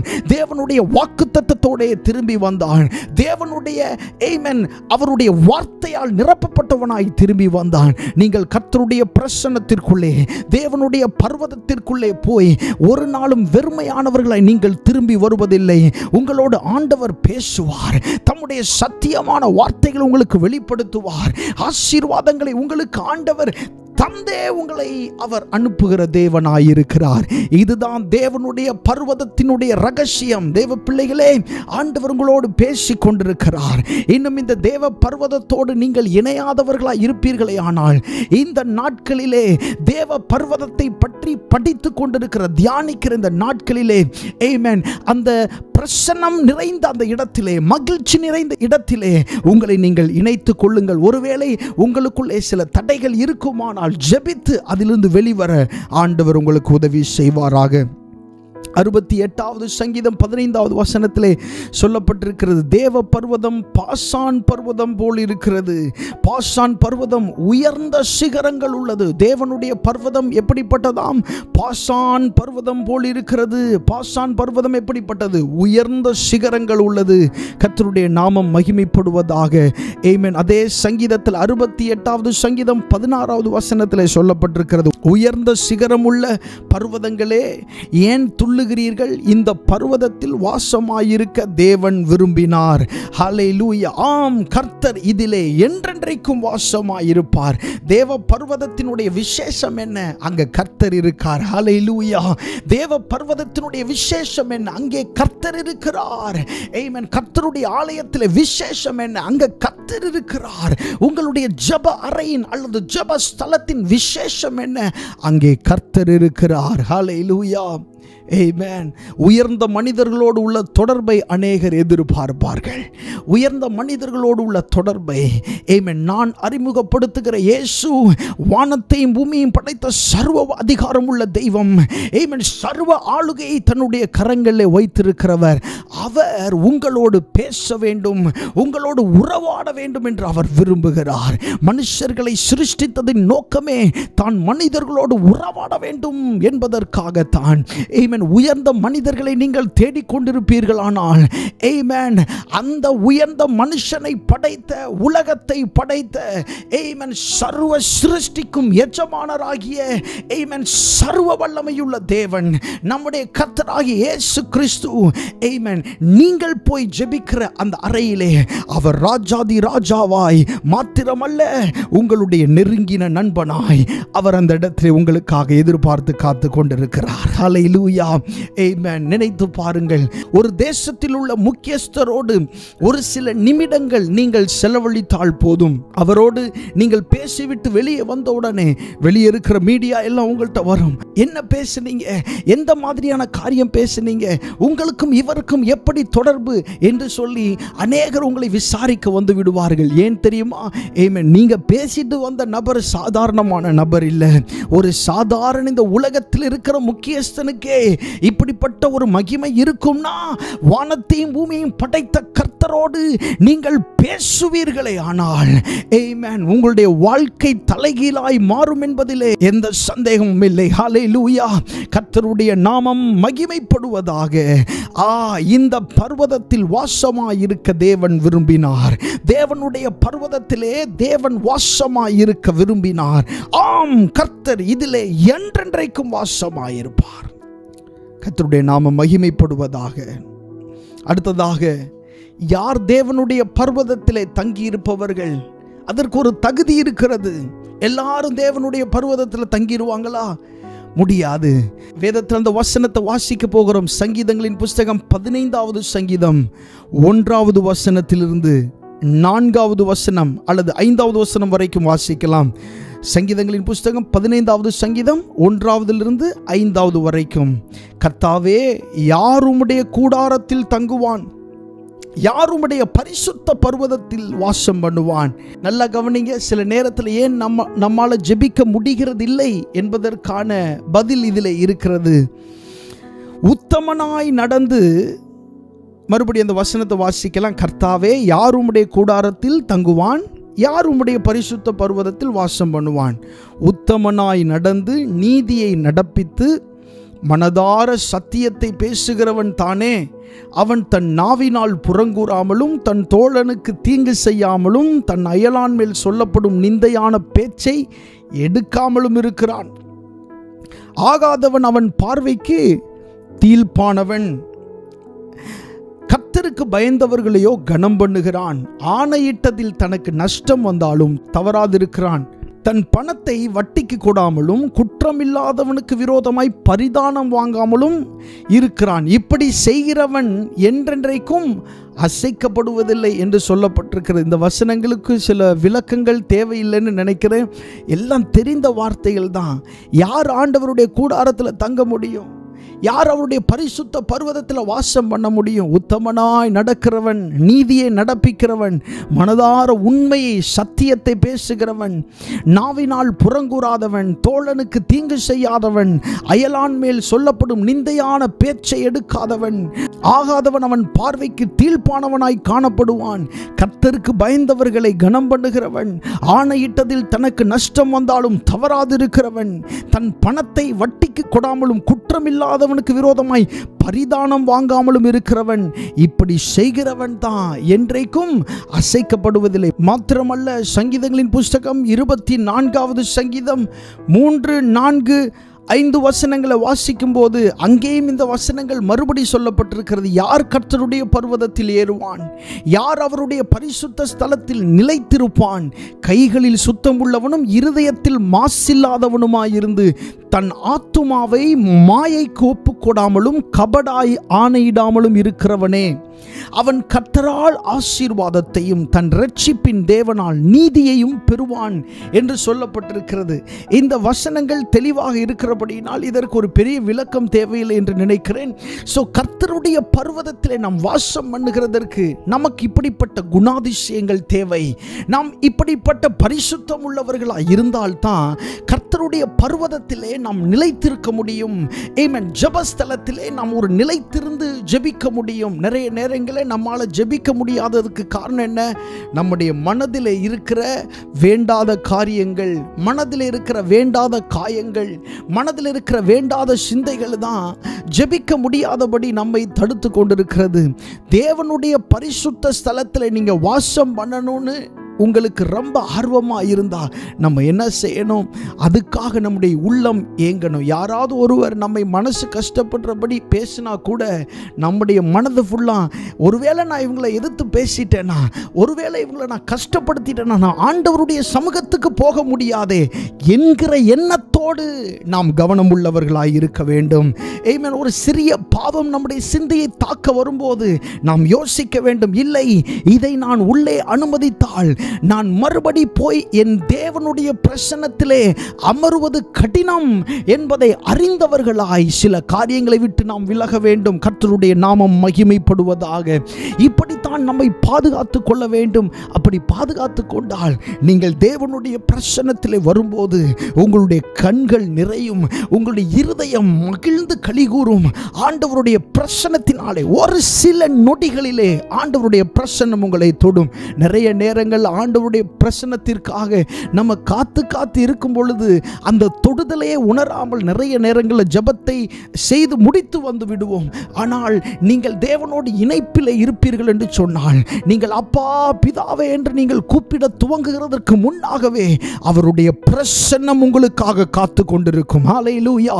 இதுதான் தேவனுடைய பர்வதத்திலே உள்ள அந்த மகத்துவம், அந்த மேன்மை என்பதை நாம் அறிந்து கொள்ள வேண்டும். கர்த்தருடைய நாமம் மகிமைப்படுவதாக. அடுத்ததாக சங்கீதங்களின் புஸ்தகம் 133வது சங்கீதம் 3வது வசனத்தை வாசிக்கலாம். சங்கீதம் 133:3. ஆமென். எர்மோன் மேலும் சீயோன் பர்வதங்கள் மேலும் இறங்கும் பனிக்கும் ஒப்பாயிருக்கிறது. அங்கே கர்த்தர் என்றென்றைக்கும் ஆசீர்வாதத்தையும் ஜீவனையும் கட்டளையிடுகிறார். எர்மோன் மேலும் சீயோன் பர்வதங்கள் மேலும் இறங்கும் பனிக்கும் ஒப்பாயிருக்கிறது. அங்கே கர்த்தர் என்றென்றைக்கும் ஆசீர்வாதத்தையும் ஜீவனையும் கட்டளையிடுகிறார். தேவனுடைய பர்வதத்திலே காணப்படுகிற 2 முக்கியமான விஷயம், ஒன்று ஆசீர்வாதம், இன்னொன்று ஜீவன். இந்த 2மே ஒரு மனுஷனுக்கு தேவை. ஆவிக்குரிய வாழ்க்கையிலையும் தேவை, உலக பிரகாரமான வாழ்க்கையிலையும் தேவை. உலக பிரகாரமான ஆசீர்வாதம் நமக்கு தேவை. ஆவிக்குரிய வாழ்க்கைக்கான புதிய ஏற்பாடுகளை நம்ம வாசிக்கிறோம். ஆவிக்குரிய ஆசீர்வாதங்கள் நமக்கு தேவை. ஜீவன் அப்படின்றது எங்கேருந்து நமக்கு கிடைக்கிது அப்படின்னு சொன்னால், தேவனுடைய பர்வதம் கர்த்தருடைய சமூகத்திலிருந்து தான் நமக்கு ஜீவன் கிடைக்கிறது. நிறைய நேரங்களில் இந்த ஜீவனை நாம் இழந்தவர்களாக காணப்படுகிறோம்.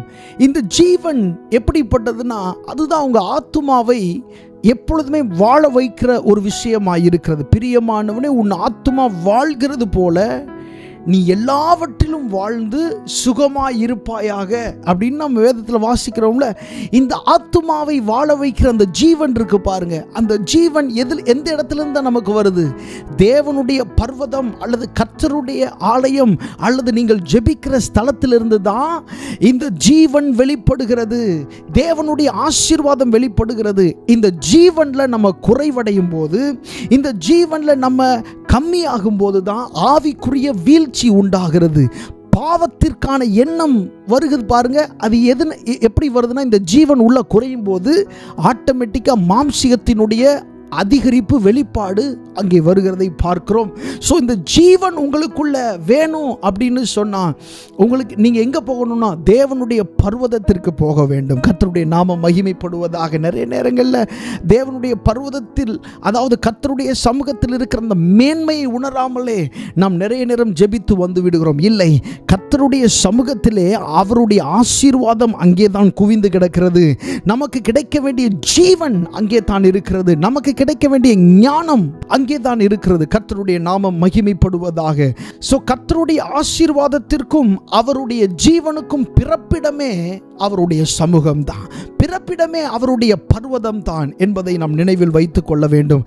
கர்த்தருடைய நாமம் மகிமைப்படுவதாக. அடுத்ததாக ஏசாயா தீர்க்கதரிசன புஸ்தகம் 2ஆம் அதிகாரம் 3வது வசனத்தை வாசிக்கலாம்.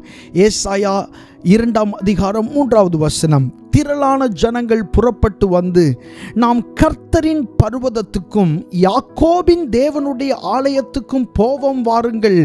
அவர் தமது வழிகளை நமக்கு போதிப்பார், நாம் அவர் பாதைகளில் நடப்போம் என்பார்கள். ஏனெனில் சீயோனிலிருந்து வேதமும் எருசலேமிலிருந்து கர்த்தரின் வசனமும் வெளிப்படும். கர்த்தருடைய நாமம் மகிமைப்படுவதாக. இந்த வசனத்தில் சொல்லப்பட்டிருக்கிறது, திரளான ஜனங்கள் புறப்பட்டு வந்து நாம் கர்த்தரின் பர்வதத்துக்கும் யாக்கோபின் தேவனுடைய ஆலயத்துக்கும் போவோம் வாருங்கள். அவர் தமது வழிகளை நமக்கு என்ன செய்வார்? போதிப்பார். ஏன் தேவனுடைய பர்வதத்துக்கு போகணும்? ஏன் கர்த்தருடைய சமூகத்துக்கு போகணும்? ஏன் கர்த்தருடைய ஆலயத்துக்கு போகணும் அப்படின்னா, அங்கே தான் நம்ம போக வேண்டிய வழிகளை ஆண்டவர் போதிக்கிறார். ஹல்லேலூயா. அங்கே தான் ஆண்டவர் என்ன செய்கிறாரு? நம்ம போக வேண்டிய வழிகளை ஆண்டவர் போதிக்கிறார். கர்த்தருடைய நாமம் மகிமைப்படுவதாக. ஒருவேளை என்ன செய்யணும் அப்படின்ற தயக்கத்தோட தேவ பிள்ளைகள் நீங்கள் இருப்பீங்கன்னா, தேவனுடைய பர்வதத்திற்கு போங்க, கர்த்தருடைய சமூகத்துக்கு போங்க, அவருடைய பிரசன்னம் நிறைந்திருக்கிற அந்த ஜெப இடத்திற்கு போங்க. அங்க ஆண்டவர் நீங்க என்ன செய்யணும், எங்க போகணும் அப்படின்ற போதனைகளை ஆண்டவர் உங்களுக்கு என்ன செய்வார்? வழங்குவார். கர்த்தருடைய நாமம் மகிமைப்படுவதாக. அடுத்ததாக வாசிக்கலாம் 1 ராஜாக்கள் 18ஆம் அதிகாரம் 19வது வசனம். 1 ராஜாக்கள் 18ஆம் அதிகாரம் 19வது வசனம். இப்போதும் கர்மேல் பர்வதத்திலே இஸ்ரவேல் அனைத்தையும் பாகாலின் தீர்க்கதரிசிகள் 450 பேரையும் ஏசபேலின் பந்தியிலே சாப்பிடுகிற தோப்பு விக்கிரகத்தின் தீர்க்கதரிசிகள் 400 பேரையும் என்னிடத்தில் கூட்டிக் கொண்டு வர ஆட்களை அனுப்பும் என்றான். இந்த வசனத்தை வைத்து சில நிமிடங்கள் உங்களோடு சில முக்கியமான காரியங்களை மாத்திரம் பகிர்ந்து கொள்ள விரும்புகிறேன். நன்றாக கவனியுங்கள். எலியா கர்மேல் பர்வதத்தில் அதிக நேரம் செலவழித்தான். அதேபோல் எலிசாவும் கர்மேல் பர்வதத்திலே அதிக நேரத்தை செலவழித்தான். இந்த கர்மேல் பர்வதத்தில் ஜெபம் பண்ணி தான் நிறைய அற்புதங்கள் இவர்களுக்கு நடந்ததை நாம் வேதத்திலே பார்க்கிறோம்.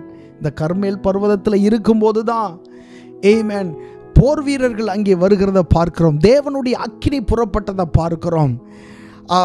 ஒரே பலிபீடத்தில் காளைகளை சந்து சந்தா வெட்டி வானத்திலிருந்து அக்கினியை வர வைத்து அற்புதங்கள் நிகழ்த்தினதை இங்கே தான் பார்க்கிறோம். ஸோ இந்த தீர்க்கதரிசிகளையும் தேவனுடைய பர்வதத்தையும் பிரிக்கவே முடியாது. அதனால தான் அவங்க வாயிலிருந்து வந்த வார்த்தைகள் எல்லாம் அவ்வளவு வல்லமையுள்ளதாக இருந்தது. இந்த எலியா தீர்க்கதரிசி பண்ணதை பாருங்க. ஆகாப் ராஜாட்ட போய் என்னுடைய வார்த்தையை அன்றி சொன்ன வார்த்தையை பாருங்க, என்னுடைய வார்த்தையை அன்றி தேசத்தில் பனியும் மழையும் பெய்யாதிருக்கும் அப்படின்னு இஸ்ரவேலின் தேவனாகிய கர்த்தருக்கு முன்பாக இருக்கிற நான் அப்படின்னு சொல்லிட்டு வந்துடுறாரு. வானத்தையும் பூமியையும் பூட்டி சாவி எடுத்து தன்னுடைய பேக்கில் வச்சது போல அவர் சொல்லுகிறத பார்க்கிறோம். எங்கே இருந்து இந்த அதிகாரம் இவர்களுக்கு வந்தது? இவருடைய வார்த்தையிலே வந்த அதிகாரம் பாருங்க எப்படிப்பட்டது. இது எல்லாத்திற்குமான காரணம் என்ன தெரியுமா? இவர்கள் தேவனுடைய பர்வதத்தோடு இணைந்தவர்களாயிருந்தார்கள். இன்னைக்கு நம்ம பேசுகிற வார்த்தையில் ஏன் வல்லமை இல்லை அப்படின்னு சொன்னால், நமக்கும் தேவனுடைய பர்வதத்துக்கு ரொம்ப தூரமாக இருக்கிறது. அன்றைக்கு தேவ பக்தர்கள் தேவனுடைய பர்வதத்தோடு இணைந்தவர்களாயிருந்தாங்க. வேதத்தில் யாரை வேண்டுமானாலும் எடுத்து பாருங்கள். ஆமென். ஆபிரகாமை இருந்தாலும் தேவனுடைய பர்வதத்தோடு இணைந்தவராயிருப்பார். ஆமென். மோசேயை பாருங்கள், தேவனுடைய பர்வதத்தோடு இணைந்தவராயிருப்பார். மோசே குறித்து பேசணும்னா தனியாக ஒரு பிரசங்கமே செய்யலாம். அவ்வளவு தூரம் தேவனுடைய பர்வதத்தோடு இணைந்தவராயிருந்தார். யோசுவாவை பாருங்க, அப்படி இணைந்தவராயிருந்திருக்கிறார். இப்படி வேத புஸ்தகத்தில் இருக்கிற தேவனுடைய ஆட்களை எல்லாம் மனுஷர்களை எல்லாம் நீங்க பார்க்கும்போது அவர்கள் தேவனுடைய பர்வதத்தோடு தேவனுடைய சமூகத்தோடு கர்த்தருடைய ஆலயத்தோடு ஆமென் ஜெபஸ்தலத்தோடு இணைந்தவர்களாய் அவர்கள் இருந்திருக்கிறார்கள். அதனால தான் ஆண்டவர் அவர்களை கொண்டு தேசத்திலே சில காரியங்களை செய்தார், குடும்பங்களிலே சில காரியங்களை செய்தார், தம்முடைய மகிமைக்கென்று சில காரியங்களை செய்தார். பிரியமானவர்களே, உங்களை கொண்டும் ஆண்டவர் அப்படி செய்ய வேண்டும் என்று சொன்னால், உங்களுடைய குடும்பத்திற்கு நீங்கள் ஆசீர்வாதமாய் மாற வேண்டும் என்று சொன்னால், நீங்கள் தேவனுடைய பர்வதத்தோடு இணைந்தவர்களாய் இருக்க வேண்டும். மறுபடியும் நினைவுபடுத்த விரும்புகிறேன். தேவனுடைய பர்வதம் என்பது என்ன? தேவனுடைய பர்வதம் என்றால் கர்த்தருடைய ஆலயம். தேவனுடைய பர்வதம் என்பது என்ன? தேவனுடைய பர்வதம் என்றால் பரிசுத்த ஸ்தலம். தேவனுடைய பர்வதம் என்பது என்ன? தேவனுடைய பர்வதம் என்றால் ஆமென் நீங்கள் ஜெபிக்கிற ஜெப ஸ்தலம். கர்த்தருடைய நாமம் மகிமைப்படுவதாக. இந்த இடத்திலே நாம் வாசித்த இந்த வசனத்திலே கர்மேல் பர்வதத்திலே இஸ்ரவேல் அனைத்தையும், பாகாலின் தீர்க்கதரிசிகள் 450 பேரையும், ஏசபேலின் பந்தியிலே சாப்பிடுகிற தோப்பு விக்கிரகத்தின் தீர்க்கதரிசிகள் 400 பேரையும் என்னிடத்தில் கூட்டிக் கொண்டு வர ஆட்களை அனுப்பும் என்று சொல்லி ஆகாப் என்கிற ராஜாவின் இடத்திலே எலியா சொல்லுகிறார். பாருங்க, எவ்வளவோ உலகத்தில் இடம் இருக்கு. எங்கேயாவது போய் சண்டை போட்டிருக்கலாம், பாளையத்திற்கு புறம்பே போய் சண்டை போட்டிருக்கலாம், அல்லது பாளையத்துக்கு உள்ளே வைத்து கூட சண்டை போட்டிருக்கலாம். ஆனால் யுத்தத்துக்காக சவாலுக்காக ஆமென் இந்த தேவ மனுஷன் ஆட்களை எல்லாம் எங்க வர சொன்னார்னா கர்மேல் பர்வதத்திற்கு வர சொன்னார். உங்களுடைய போராட்டம் எங்க இருக்கு? நிறைய நேரங்களை நம்ம மனுஷர்களோடு போராடுகிறவர்களா மாறிடுறோம், மனுஷங்கள்ட்ட வாக்குவாதம் செய்கிறவங்களா மாறிடுறோம். ஆனால் தேவனுடைய மனுஷனை பாருங்க, தன்னுடைய போராட்டத்தை அவர் எங்கே வைத்தார் என்றால் கர்த்தருடைய பர்வதத்திலே வைத்தார். நீங்க கர்த்தருடைய பர்வதத்திற்கு வெளியே இருந்து எதிர்பார்க்கிற எதிர்பார்ப்புகள் வீணானது. நீங்கள் கர்த்தருடைய பர்வதத்திற்கு வெளியே இருந்து செய்கிற போராட்டம் வீணானது. நீங்கள் கர்த்தருடைய பர்வதத்திற்கு வெளியே இருந்து காத்து கொண்டிருக்கிற எந்த காத்திருப்பும் வீணானது. எலியா கர்மேல் பர்வதத்தில் தான் எல்லாரையும் வர சொன்னார். ஏன்னா அந்த பர்வதத்தில் கர்த்தர் இருக்கிறார். அது அவர் ஜெபிக்கிற இடம், அது தேவனோடு உறவாடுகிற இடம்.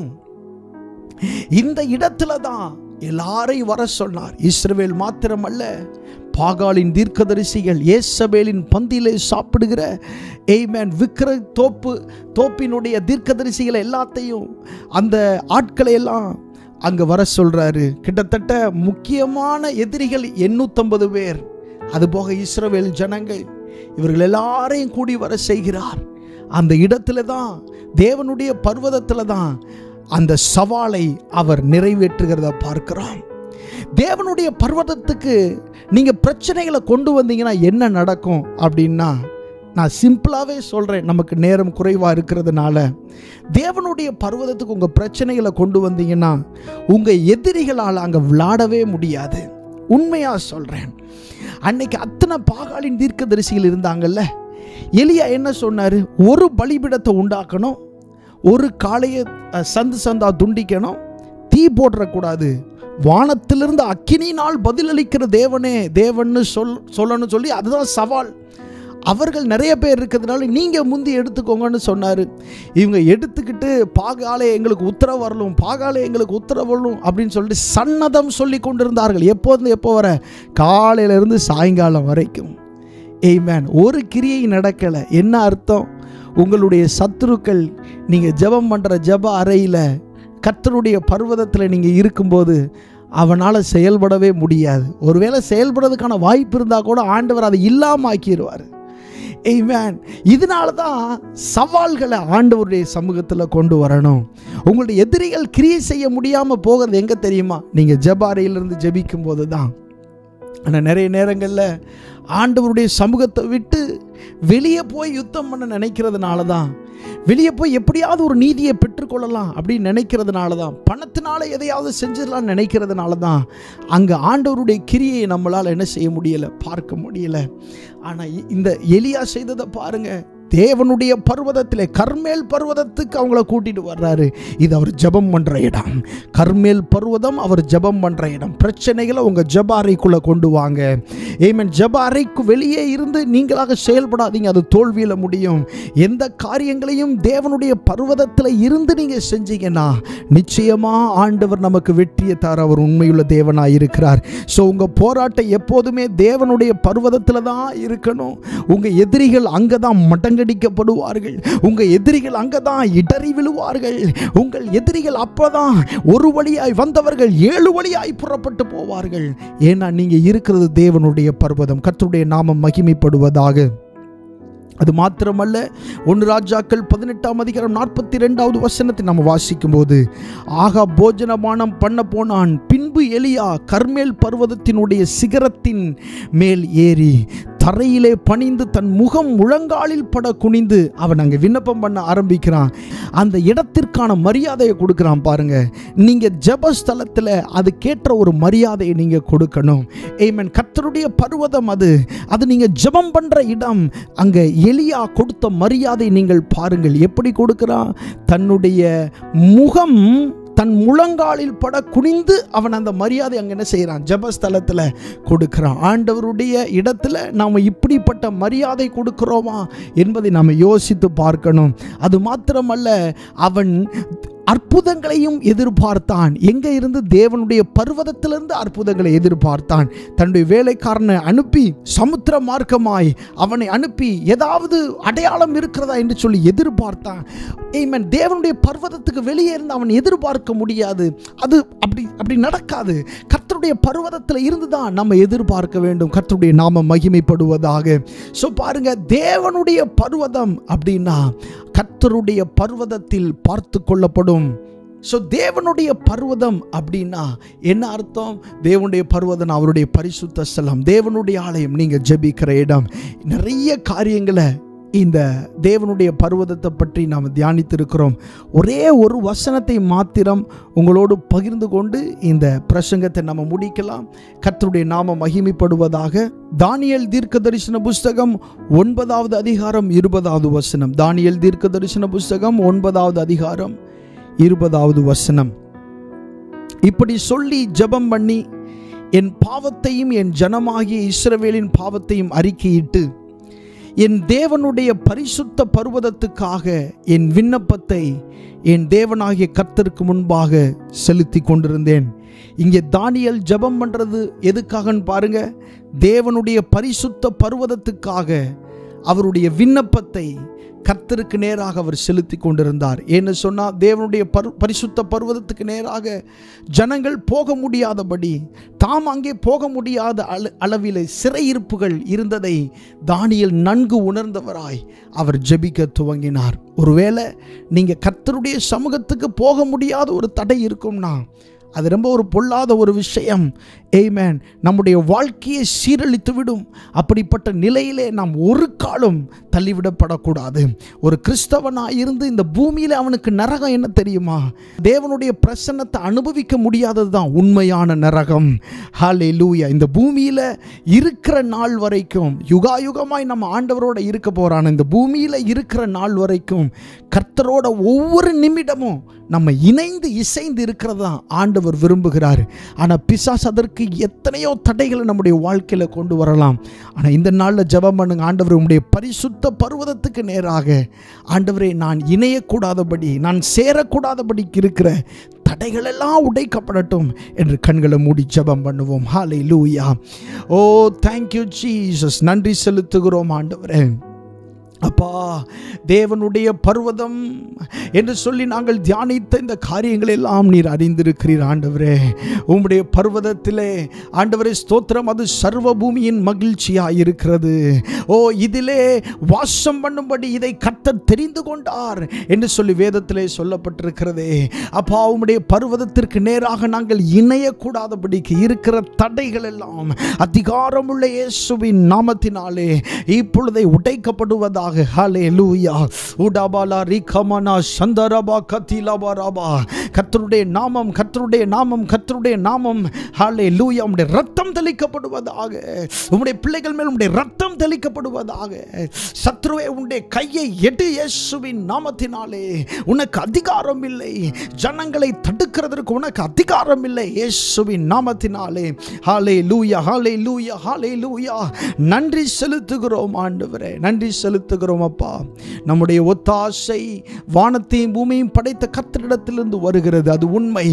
ஆனால் நம்முடைய கண்களை நாம் பரிசுத்த பர்வதத்திற்கு நேராக, ஒத்தாசை வருகிற பர்வதத்திற்கு நேராக நம்முடைய கண்களை ஏறெடுக்கணும். கரங்களை உயர்த்தி ஆண்டவருடைய சமூகத்தில் சொல்லுங்க. ஆண்டவரே, என்னுடைய தேவைகளுக்காக உம்முடைய பர்வதத்திலே வந்து, ஆண்டவர் உம்முடைய சமூகத்தில் வந்து ஜெபிக்கிறவனா என்னை மாற்றும், ஜெபிக்கிறவளா என்னை மாற்றும். ஹல்லேலூயா. நன்றி செலுத்துகிறோம் ஆண்டவரே, நன்றி செலுத்துகிறோம் அப்பா. எங்களை நேசிக்கிற எங்கள் நல்ல ஆண்டவரே, உம்முடைய பிரசன்னத்திற்காக நன்றி. இந்த நாளிலே எங்களோடு நீர் அசைவாடினதற்காக நன்றி. எங்களுடைய ஆராதனைகளிலே நீர் பிரியப்பட்டதை ஏற்றுக்கொண்டதற்காக, அங்கீகரித்ததற்காக உமக்கு நன்றி செலுத்துகிறோம். விசேஷமாக ஆண்டவரே, உம்முடைய வார்த்தைகளை அறிந்து கொள்ள ஆண்டவரே எங்களுடைய கண்களை திறந்ததற்காக நன்றி. அநேகம் காரியங்களை எங்களோடு பேசினதற்காக நன்றி. ஆண்டவரே, இந்த நாளிலே அப்பா ஆண்டவரே ஸ்தோத்திரம், எங்களுடைய குறைவுகளை எங்களுக்கு வெளிப்படுத்தி காண்பித்ததற்காக நன்றி. நாங்கள் என்ன செய்ய வேண்டும் என்று எங்களுக்கு சொன்னதற்காக உமக்கு நன்றி செலுத்துகிறோம் ஆண்டவரே. அப்பா ஆண்டவரே, அதை மாத்திரம் நாங்கள் செய்து உம்மோடு இணைந்தவர்களாய் வாழ எங்களுக்கு நீர் உதவி செய்ய வேண்டுமாய் நாங்கள் ஜெபம் பண்ணுகிறோம் ஆண்டவரே. இந்த வார்த்தை கேட்ட ஒவ்வொரு தேவ பிள்ளைகளையும் நீர் ஆசீர்வதியும். அவருடைய வாழ்க்கை ஆசீர்வதிக்கப்படட்டும் ஆண்டவரே. பரிசுத்த பர்வதத்திற்கு நேராக தங்களுடைய கண்களை ஏறெடுக்க ஆண்டவரே, தங்களுடைய தேவைகளுக்காக உம்மை நோக்கி பார்க்க தேவன் தம்முடைய பிள்ளைகளுக்கு இரக்கம் பாராட்ட வேண்டும் என்று சொல்லி நாங்கள் ஜெபம் பண்ணுகிறோம் அப்பா. ஆண்டவர், இந்த எல்லை பட்டணத்திற்காக ஜெபம் பண்ணுகிறோம். இங்கே வாழ்ந்து கொண்டிருக்கிற தமிழ் ஜனங்களுக்காக நன்றி ஆண்டவர். இவர்கள் எல்லாம் ஆண்டவர் உம்மை அறிந்து கொள்ள நீர் உதவி செய்கிறதற்காக உமக்கு நாங்கள் நன்றி செலுத்துகிறோம் ஆண்டவரே. அப்பா, உமக்கு இது லேசான காரியம், உமக்கு இது லேசான காரியம். ரட்சிப்பு கர்த்தருடையது என்று சொல்லப்பட்டிருக்கிறதே, உமக்கு இது லேசான காரியம் ஆண்டவரே. ஒருவராகிலும் ஆண்டவரை நஷ்டப்பட்டு போகாதபடி ஆண்டவரை எல்லாரும் நித்திய ஜீவனை சுதந்திரித்துக் கொள்ள நீர் உதவி செய்கிறதற்காக நன்றி செலுத்துகிறோம் ஆண்டவரே. இந்த ஆராதனையில் இணைந்த பங்கு பெற்ற ஒவ்வொருவரையும் நீர் ஆசீர்வதியும் ஆண்டவருடைய தேவைகள் எல்லாம் நீர் சந்தியும் ஆண்டவர். அவருடைய எதிர்பார்ப்புகள் எல்லாம் நீர் ஆண்டவரை ஸ்தோத்திரம் உடைய சித்தத்தின் மையத்தில் நிறைவேற்றி தருவீராக என்று சொல்லி நாங்கள் ஜெபம் பண்ணுகிறோம். விசேஷமாக உடைய சுகமளிக்கிற வல்லமை ஆண்டவரை ஸ்தோத்திரம் இந்த ஜெபத்தை கேட்டுக்கொண்டிருக்கிற ஒவ்வொருவர் மேலும் இறங்குவதாக. ஆசீர்வதியும், பலப்படுத்தும். இயேசுவின் நாமத்தில் கேட்கிறோம் நல்ல பிதாவே. ஆமென், ஆமென். God bless you. கர்த்தர் உங்களை ஆசீர்வதிப்பாராக. Amen.